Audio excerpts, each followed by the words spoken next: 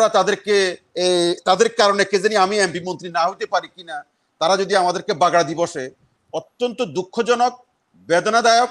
এটা তাদের চেতনাকে, তারা যে ত্যাগ করছে দেশের জন্য, এত বড় ত্যাগ, যৌবনের ত্যাগ করছে তারা, এটাকে অসম্মান করা হয়, অশ্রদ্ধা করা। শুধু বড় বড় কথা কইলে তো হবে না। আমরা জোড়াতালি দিয়ে চলি। বাংলাদেশের রাজনৈতিক প্রক্রিয়াটা জোড়াতালি দেয়। আপনি এক দল তো ক্ষমতা যায়, আরেক দল ক্ষমতা থেকে নামে, টাকা পয়সা থাকে, নমিনেশন বাণিজ্য করে, নমিনেশন কিনে এমপি হয়, মন্ত্রী হয়, বাদ দেয়। এটার মধ্যে কোনো অভিজ্ঞতার দরকার নাই, কোনো ট্রেনিং এর দরকার নাই, কোনো ত্যাগের দরকার নাই। শুধু জল ত্যাগ, মল ত্যাগ করবেন আপনি। ত্যাগ, তিতিকা, অনেক কিছু। এটাকে এই প্লটটা তারাও তৈরি করছে, কোনো সন্দেহ নাই। কিন্তু বাস্তবতা হচ্ছে তারা সেটার ফসল এই জাতিকে ভোগাইতে পারে নাই। এই জাতির ঘরে ঘরে আনন্দটা দিতে পারে নাই, স্বাধীনতার আনন্দ দিতে পারে নাই। এখানে আলোচনার মধ্যে যা বোঝা যাচ্ছে, বা বাংলাদেশে এখন যেটা আলোচনা করা হচ্ছে, মনে হয়, আমার অবস্থা দৃষ্টিতে মনে হচ্ছে ছাত্র সমাজের তারা যে কাজগুলো এখন করছে, মনে হচ্ছে যেন আমরা রাজনৈতিক দলের নেতারা, রাজনৈতিক দলগুলো এক ধরনের ভয়ে, শঙ্কা এবং এক ধরনের হিংসার মধ্যে বা একটা মধ্যে আছে, যে কি জানি নেতৃত্বটা তারা নিয়ে যায় কিনা। সরি, আমি কেউ খুশি অখুশি আমার মনে হয়েছে, মেবি আই এম রং, যে তারা, যে ছাত্ররা এখন পর্যন্ত তারা মাঠে আছে, রাত্রে 12টা-1টা পর্যন্ত, তারা এখনো এই বিজয় হওয়ার পরেও তারা গুলি খাইলো, তারা মারা গেল, রক্ত ঝরাইলো, তাদের মা বাপের মানে সমস্ত কিছু হারাইলো, সর্বহারা হইয়া এখনো তারা রাস্তায় আছে এবং রাস্তায় কাজ করে যাচ্ছে, ট্রাফিক নিয়ন্ত্রণ করছে, তারপরে বিভিন্ন মসজিদ মন্দির পাহারা দিচ্ছে, অফিস আদালতে যাচ্ছে, ঘুষ দুর্নীতি দেখছে, তারপরে দ্রব্যমূল্যের ঊর্ধ্বগতির দেখছে, চাঁদাবাজি দেখছে, সমস্ত কিছুতে এখনো তাহারা দিনরাত পরিশ্রম করে যাচ্ছে। এগুলো দেখে আমাদের রাজনৈতিক দলগুলোর মধ্যে এখনো বিন্দুমাত্র সেই উপনিবেশিক আমলের রাজনীতির যে চর্চা, যে চিন্তা ভাবনা, যে একটা উল্টাপাল্টা করে দে মা, লুটে পুটে খাই, এই যে চিন্তা চেতনা এখনো রয়ে গেছে, সেটার প্রমাণ আমরা দেখছি গত 2 দিনে। এই যে অব্যবস্থা, যেগুলো আইনকে হাতে তুলে নেওয়া এবং লুটপাট, এই লুটপাট কোনো ছাত্রর মধ্যে আপনি পাইবেন না। ওই কুমতলব, এই দুর্বিসন্ধি যারা করে, যারা ঘর পোড়ার ভিতরে আলো পোড়া দিতে চায়, এ শ্রেণী তারা করেছে। এরপরে অবস্থা দৃষ্টিতে এরকম মনে হচ্ছে আমরা তাদের কারণে কে জানি আমি এমপি মন্ত্রী না হইতে পারি কিনা, তারা যদি আমাদেরকে বাগড়া দিবসে, অত্যন্ত দুঃখজনক, বেদনাদায়ক।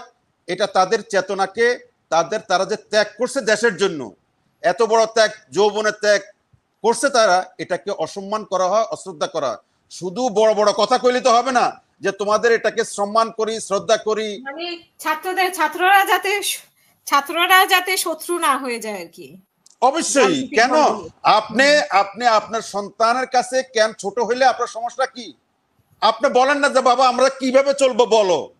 আপনি এটা বলতে আপনার দ্বিধা কেন? আপনার কেন দ্বিধা? আপনার কিছু মনে, আপনি দেখেন, আপনি তাদের যোগ্যতা নিয়ে, তাদের বয়স নিয়ে। মাহমুদ ভাই আপনি দেখেন, সংসদ ভবন বানানো হয়েছিল 1968 সালে।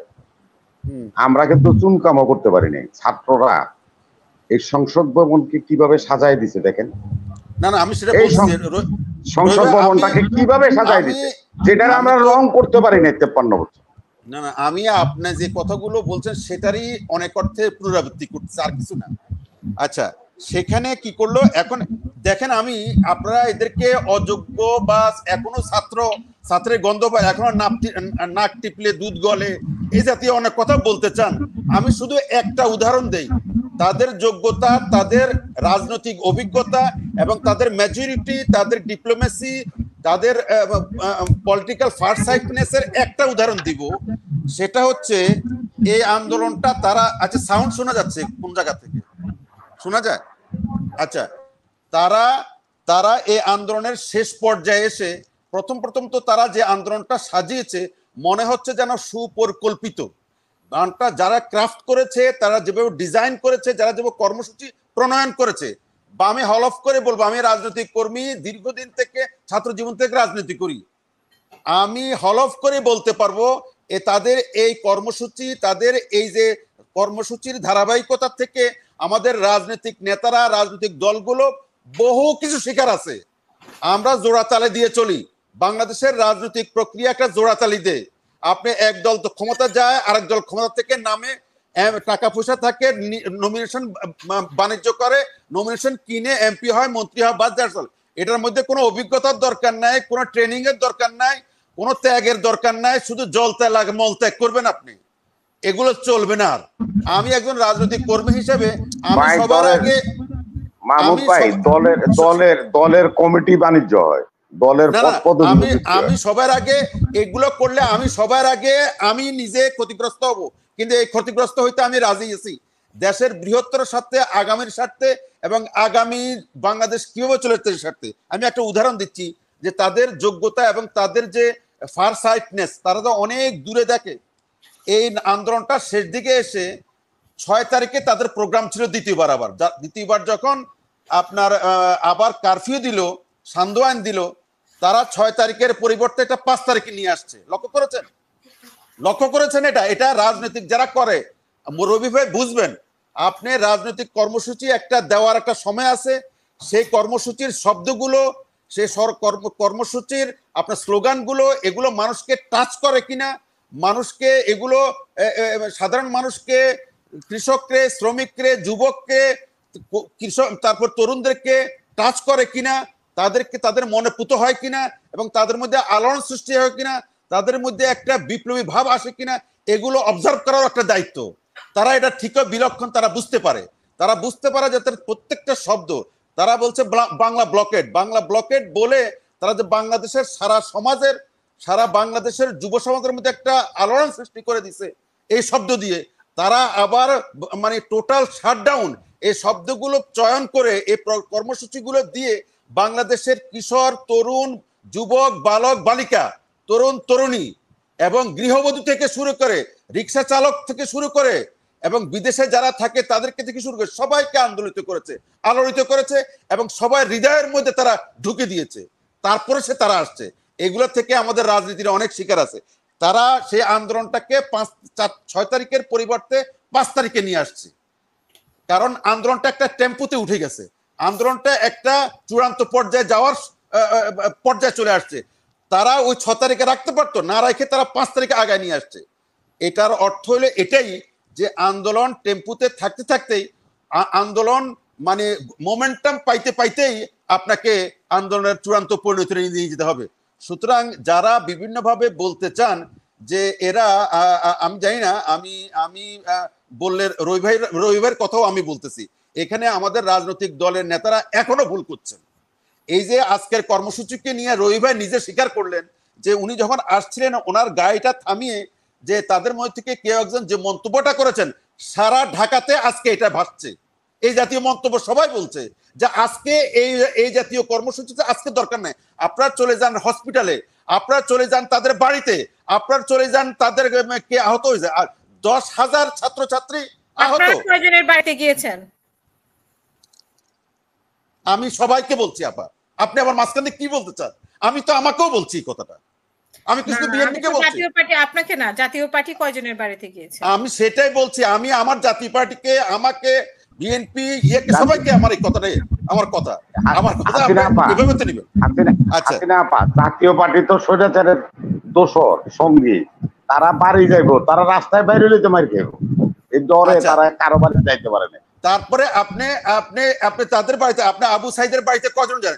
এই যে সবাই যারা আহত, নিহত এবং যারা কাতরাচ্ছে হসপিটালে, এটা আমাদের দায়িত্ব হচ্ছে এদেরকে যাওয়া। আমি গেছি, আমি ব্যক্তিগতভাবে আমি কয়েকজনের গেছি, খোঁজ নিছি, সংসারে খোঁজ নিছি, তাদের পিতামাতার খোঁজ নিছি, তাদের অভিভাবকের খোঁজ নিছি, কে আহত নিহত আমি খোঁজ নিছি, আমার যতটুকু ক্ষমতা আছে। আর বাকিটা আমি বলতে পারবো না, আমি সবার কথা বলতে চাচ্ছি। তো এখন ওটা না করে আমরা এমন ভাব দেখাচ্ছি যে আমরা কি, তো এটা এই ছাত্ররা, এই যুবকরা এবং যারা আত্মাহুতি দিছে তাদের কবরের কষ্ট পায়, তারা যে কষ্ট করলাম আমি তো কাকেও অস্বীকার করি না, কেউ কষ্ট করে নাই। আমি বিএনপি কে অস্বীকার করি না, তারা আজকে 18 বছর 14 বছর যাবত আন্দোলন সংগ্রাম করছে, অনেক ত্যাগ তিতিকে অনেক কিছু, এটাকে এই প্লটটা তারাও তৈরি করছে, কোনো সন্দেহ নাই।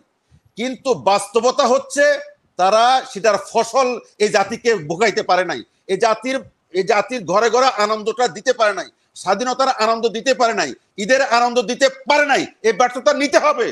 এটা নিলে এই ছেলেগুলো, এই বাচ্চারা, এই শিশুরা যারা আত্মাহুতি দিচ্ছেন, যারা কষ্ট করছেন, তারা আর কিছু না হোক তারা শান্তি পাবে, ভালো লাগবে।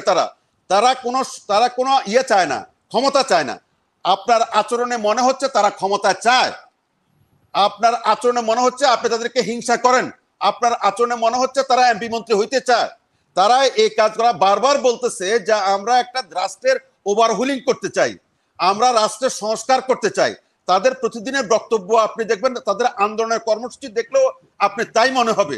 সুতরাং আমার সর্বশেষ কথা যেটা বলতে চাইবো সেটা হচ্ছে আগামী দিনে আমি মানে শেষ করে দিচ্ছি, আগামী দিনে রাষ্ট্র রাজনৈতিক প্রক্রিয়া এবং নির্বাচনী প্রক্রিয়া কিভাবে হবে, কিভাবে সুষ্ঠু হবে, এই ব্যাপারে তাদের কাছ থেকে পরামর্শ আপনাকে নিতে হবে।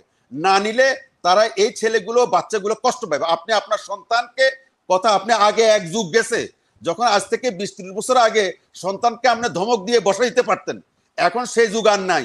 এদেরকে এই যে স্বৈরাচারী সরকার যিনি চলে গেলেন, যে সারা পৃথিবীতে স্বৈরাচারের আইকন, সেই স্বৈরাচার বলছিল যে তোমরা পাবা নাকি, ওরা পাবে নাকি, রাজাকারের বাচ্চারা পাবে। এটা তাদেরকে খুবই কষ্ট দিছে, এই কষ্টের খেসারত তাকে দিতে হয়েছে।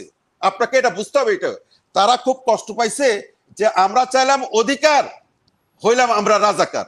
এই যে তাদের প্রত্যেকটা স্লোগান স্টাডি করেন, রাজনৈতিক দলগুলোকে বলতে হবে, আমি অনুরোধ করে বলছি, আমি একজন রাজনৈতিক কর্মী, আমি সহ আমার দল সহ সবাইকে তাদের প্রত্যেকটা কর্মসূচিকে স্টাডি করা দরকার, ভাবা দরকার, এবং এইগুলো প্রত্যেকটা কিছুর সুদূর প্রসারী ফল আছে।